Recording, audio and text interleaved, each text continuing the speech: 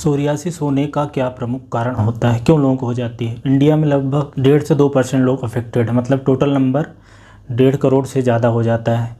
तो क्यों हो जाता है, क्या प्रमुख कारण है। तो आपको ये समझना है कि स्किन की ऑटो इम्यून बीमारी, मतलब शरीर के खुद के सेल्स, इम्यून सेल्स स्पेशली जो हेल्पर टी सेल है वो डिसरेगुलेट रहता है और शरीर के ही सेल्स को मारने लगता है। तो ये ऑटो इम्यून प्रॉब्लम है, इसलिए इतनी लॉन्ग लास्टिंग चलती है, इतनी खतरनाक हो जाती है।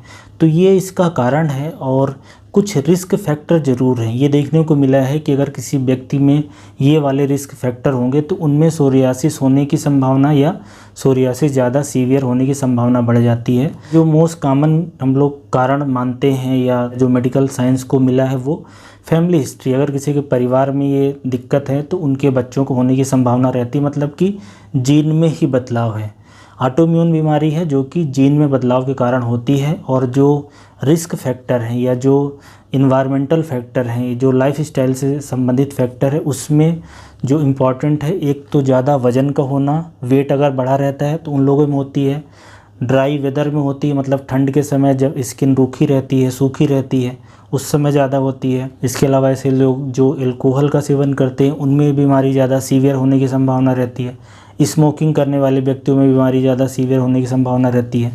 कई बार इन्फेक्शन के बाद होती है, स्पेशली अगर बच्चों की बात करें जो 10 से 20 साल के बीच में होती है, तो जो इन्फेक्शन हो गया, जैसे सोर थ्रोट हो गया, टॉन्सिलाइटिस हो गया, फेरेंजाइटिस, उसके बाद काफ़ी सारे लोगों को हो जाती है। कुछ दवाइयाँ हैं जो कि सोरियासिस को प्रेसिपिटेट करती हैं, उसका कारण बनती हैं, या तो जो लोग दवाई लेते हैं उनमें ज़्यादा सीवियर हो जाती है। तो दर्द की दवाई है और बीपी की दवाई है, इसमें ये काफ़ी देखने को मिलती है। इसके अलावा कुछ एंटी मलेरियल मेडिसिन है, उनमें भी देखने को मिलती है।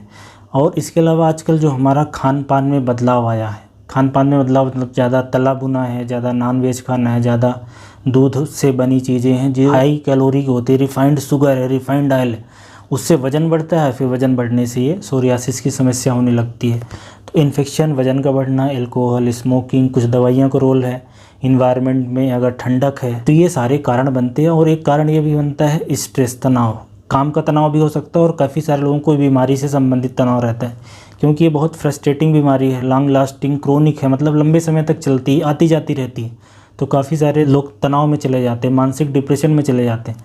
तो मानसिक डिप्रेशन से बीमारी और बढ़ जाती है या और हो जाती है।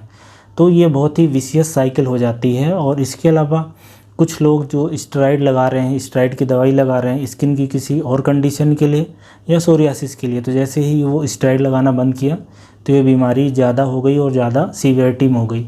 तो ये कुछ कारण होते हैं जिनमें सोरियासिस होने की संभावना बढ़ जाती है, लेकिन एग्जैक्ट कारण ऑटो इम्यून है, इसलिए इसका इलाज 100% केस में गारंटी के साथ नहीं करा जा सकता है। इसके सिम्टम्स को कंट्रोल करना रहता है, जो कि हो जाता है, और बहुत ज़्यादा इससे कोई समस्या नहीं होती अगर सिम्टम्स को हम कंट्रोल करके रखते हैं, मतलब बीमारी फैलने नहीं पाती।